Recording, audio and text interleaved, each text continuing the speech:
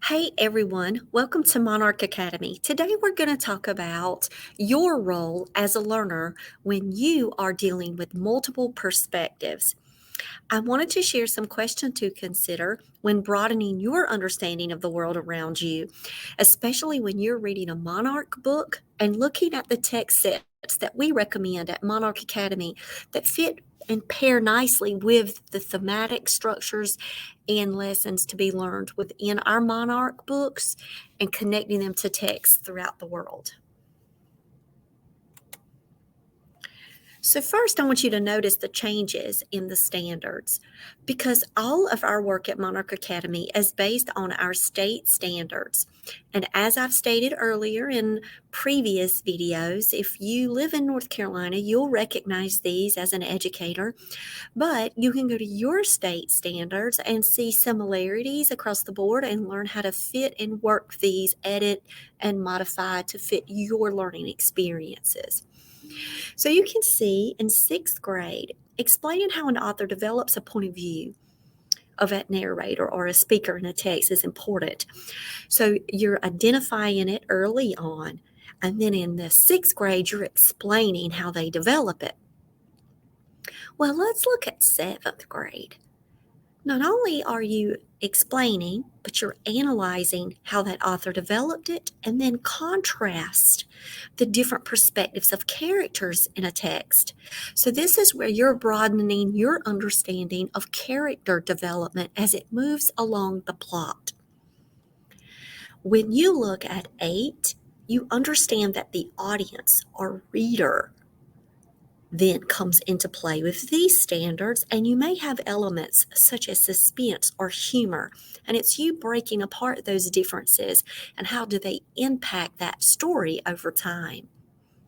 When you get to 9th or 10th grade, now you're talking about a wider range of reading, including not only literature from the United States, but outside of the United States. And then how do those cultural experiences reflect the story development and the characters over time?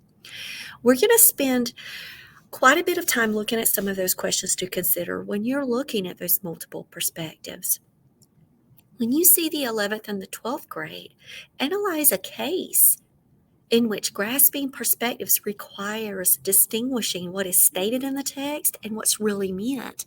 So then that's where your implied skills come in, your inferencing skills come in, and you're able to then break down a text and say, well, a character may act or is motivated in a certain way due to societal implications, cultural experiences, background, etc. And that's where you, as an analytical reader in 11th and 12th grade, get to understand the broader context of a novel, not just what's stated on the page, but what's written between the lines.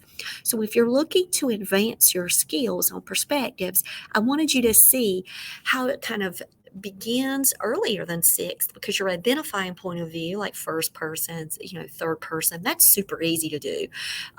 But it's more about explaining that development, analyzing it, and then breaking it down from what it is stated and then what is implied.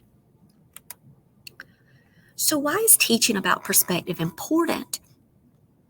It's important that you read a variety of text on a subject matter so that way you can start to appreciate and understand the value of those works. How do they play with each other side by side? How do they contrast? How do they compare? What are some of the different takes that people may have about a certain topic or situation? Then you can start to understand how that might be replicated in the world. So why does that matter? It's important that you broaden your understanding and your sense of a topic or an issue. So that way, when you do meet people in the world and have discussions, that you're able to listen to learn. I'm going to talk a lot about listening to learn because that does matter. You're not just listening to speak or just to only share your opinion or to force your claim, but for you to be able to take in different perspectives and to try to understand where people are coming from. And when you work that with novels and text sets and poetry, it just makes your understanding that much more fluid and that depth can appear. I really love this quote. Perspectives are bundles of beliefs, a mindset that we each embrace, determining how we see one another, our experiences, and possibilities or a lack thereof. So, what is your perspective? Where does it come from? How is it built over time? How does it grow and change? Those are questions that you can ask yourself as a reader. How do stories impact you? How do stories broaden your perspective? That's important for you to recognize as you read and experience text as well, because you are engaging with the text. Text make an impression on you in some form or way, whether it's intellectually, spiritually, emotionally. It allows you to extend yourself outside of your own knowledge and viewpoint and allow you to take in the thoughts, desires, and motivations of others. So let's do a Google for good. And I want you to do this on your own. I want you to go to Google and I want you to type in a point of view anchor chart. I also want you to do teaching perspectives anchor charts. And I want to see what you notice, what pops up. You're going to images when you use Google for Good, and you're going to find a plethora of charts, a wealth of knowledge that teachers are sharing out about building perspectives or teaching point of view. Use those anchor charts yourself, pull them up on a Google tab, use them as you are reading books, as you're discussing text, and it can help you with some of that vocabulary. One of the first things to consider when you're reading is to think real life. And that's even including science fiction and fantasy. I want you to think of character history, belief systems, and their current state of being. Where are they at the beginning of a novel and what influences have brought them to that point? So that way you can start to notice how characters and experiences and life's mishaps and happenings and twists and turns integrate within that character's mind and heart, emotional response, and motivation, and how that can play out in real life. You can start asking yourselves, what would I do in that kind of situation? Or was that a smart move? Or were they listening to words of the wiser? Or did they just spark out on their own, doomed to fail? So really breaking down that character history is important for you because it allows you to think about real life too. What could influence people to do what they do? What are their belief systems? What are their current states? What are they working towards? One of the second, most important too, I think, about thinking about different perspectives and why it's important for you to add to your text sets. It's because it allows you to think outside of you, but it also allows you to think outside of that one novel. So if you're reading a social issues book, for example, that might have a case of mental health there, it might have a situation there that you might say, well, this is this author's viewpoint based on their research, based on their understandings. And then you can read a book again that might have some of the same social issues, and you may get a completely other perspective. And this is how you build and grow and learn, and to be able to engage with discourse and to be able to push back or push in and lean in, because it allows you to be open-minded when you think outside of you. And reading multiple perspectives can help you do that as a learner. Also, it's important that as you read, especially when you're reading novels or when you're, fiction, remember we talked about it's really based on real life, right? Think real life. It also may allow you to springboard into some Google for Good research. So you may look for nonfiction that pairs well with what you're learning about. So, for example, right now I'm reading about how running is helping a character clear his mind, that he turns towards his track and field and his athleticism and his exercise, and it allows to help him think and process, and he turns to that also as a cope. Well, then I can research more about how exercise may be a benefit for mental health and well-being, and I can learn some things that could be applicable for my own life. You can Google for good tons of things from books, and you can just fact check things or say, how could this be applied in the real world? Let's think about number 4. I've already mentioned about listening to learn. Respectful discourse matters in our world. And while you listen to others, instead of formulating your response, listen. Take in those moments, take in that time to pause and listen. Because each time you listen, you're learning something new. And let me go back to a slide because I want to talk to you about what are some things that you can learn. You can learn about someone's history, their belief systems, their current states of understanding, where they are in the moments. You can learn a lot by listening. So I want to challenge you to listen to your characters when you're reading our novel in Monarch. What are your characters trying to say? Let's go back and look at that 11th and 12th grade standard. Analyze a case in which grasping perspectives requires distinguishing what is directly stated in a text from what is really meant. Listen to your characters, and that's how you can achieve proficiency and excel in your 11th and 12th grade standards, because you're really trying to peel away those layers to get to the heart and the core of the issue of what matters. And in order to do that, you need to listen to your character, because your character is saying a lot more than just what explicitly stated in dialogue.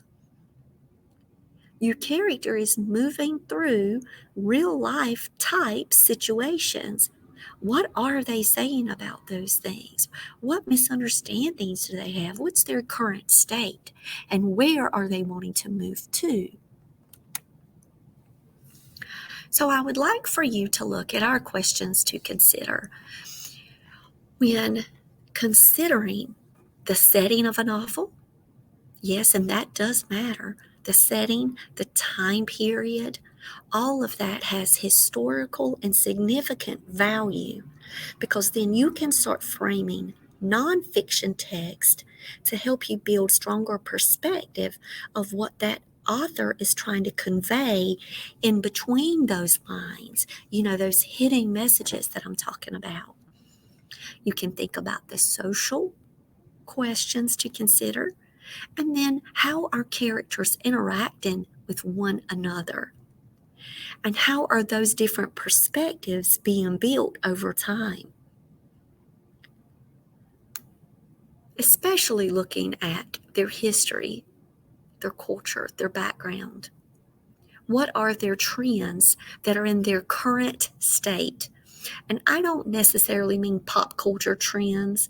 I'm talking about what are their patterns of behaviors. When I say trends, I'm thinking of how are they typically reacting? What is happening within their environment that is shaping those reactions and interactions, and how are those patterns and trends about to be broken and shaken up with new experiences? Considering your character's mindset and their expectations is also important. And so really listening to your character again can help you build the skills that you need to broaden your perspective taking repertoire. So, points to consider when studying perspectives. I want you to look at the list that I've provided for you. Thinking about your background, how can that show up? Maybe it's through a flashback or a thought. Maybe it's through dialogue or description. Maybe it's just about the family dynamics that you can start to read between the lines here. So many times in a Monarch novel, you're not going to get everything written. There's a lot of things in between the lines that you, as a reader, do that work. You piece those pieces of that puzzle together. So looking at this chart can really help you. What type of traditions or status or influences have they had that help to build those belief systems or lack of belief systems? Remember when we talked about perspectives and that definition, that quote that I really liked? It said the lack thereof. So there may not be a pattern. The pattern might be built over time. Current events might not be necessarily affecting the character at the beginning because they're in their own little world, living their own sheltered existence. But then those events, those bigger picture events, start to play. And then you go, oh, there's a resistance. For example, in The Impossible Girl by Ashley White, there's something greater than just what's happening to Ava Jones on the ground. And so understanding what types of questions you can ask yourself when you're studying about perspective can give you that heads up, that one up, and you'll be able to not only grasp these concepts better when you start looking at some of these keywords, but you'll be able to use this as you're moving through and studying as a reference sheet, as a study guide to help you when you're studying perspectives. So you do have a graphic organizer that is going to help you work through about perspective, and you can find those at our free ELA literacy lessons that you can find on monarcheducationalservices.com. You can check out our graphic organizers, our assignments around perspectives, and then you can share out this video with your friends and teachers and homeschool families and organizations who have built a place for learning and knowledge to take place. Perspective building has to be a part of that picture because it broadens your understanding of the world around you. And what better way to do that than to explore it with a Monarch novel first? All right, we thank you so much for joining us today at Monarch Academy. If you please reach out to us. My name is Dr. Jen Lowry. Our website is www.monarcheducationalservices.com. All right, have a blessed day.